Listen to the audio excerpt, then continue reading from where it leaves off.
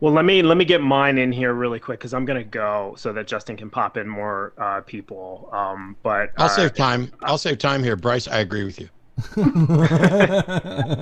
No, Well, go I for it. don't know. Don't say that. That's This is dangerous. actually, yeah, this is actually a question, and I'm looking to see if I'm right or wrong on this one. Oftentimes, we have No morality pressure. discussions, and the topic of Abraham comes up either by me intentionally bringing it up as an example of someone who was called righteous, but in my opinion, did a demonstrably unrighteous thing or attempted to. And I'll invariably make an analogy between him and Andrea Yates, who famously drowned her children, unfortunately, believing that they would go straight to heaven, etc. Um, Andrea Yates presumably would have been someone who believed in God, heard God speaking to her. The story of Abraham in the Old Testament is presented as him hearing a voice, hearing the voice of God telling him to sacrifice Isaac. Is there something wrong with me making that particular analogy? Because the biggest Christian objection that I can think of is the fact that one, Andrea Yates is not in the Bible and Abraham is, and two, Andrea Yates did what she did in a time after Jesus came and Abraham was before that, which to me I dismiss as non-convincing for a variety of reasons. But are there any other objections to that particular analogy? I don't see the difference between Andrea Yates and Abraham, and yet almost every Christian would immediately recognize her as being, they would call her evil. I wouldn't. I would call her mentally unbalanced, but they would probably call her evil. And yet Abraham is called righteous. So is that an unfair analogy? No, so I don't.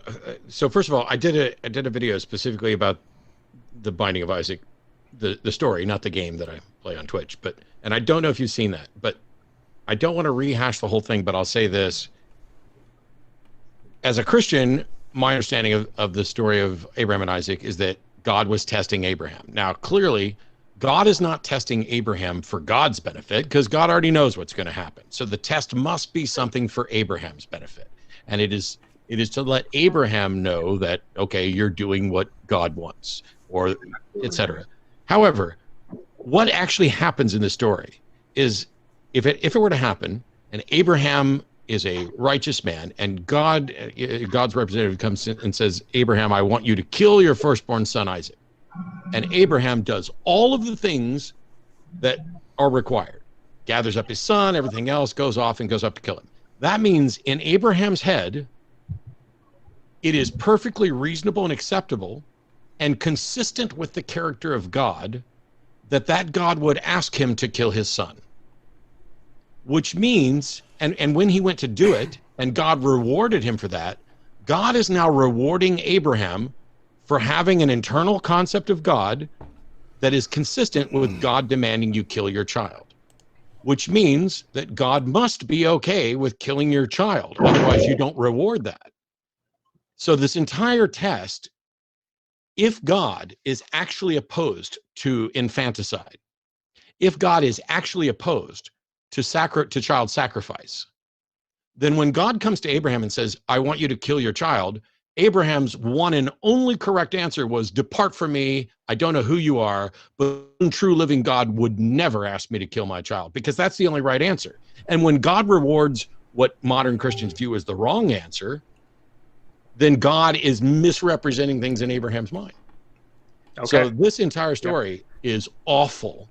And what it does is it shows that God rewarded Abraham for thinking that God wanted him to kill his kid, that was consistent with God, which means God mustn't necessarily be in favor of child sacrifice, which, by the way, is consistent with other things in the Bible as well, other passages of, let's kill and eat your children and things like that. But I actually thought you were going to find a way to disagree with me about because I was convinced that there was some flaw in my analogy, but that's the conclusion I've arrived at as well. And so yeah, I will wait to see if someone can find another flaw. I'm going to keep using the analogy until someone presents it as flawed in a way that's reasonable to me. But I appreciate you taking my sure. question. I appreciate you coming on the show. And I'm going to take off to let some other people have an opportunity to have a discussion with you. So thanks a lot. Great. Thanks, Bryce.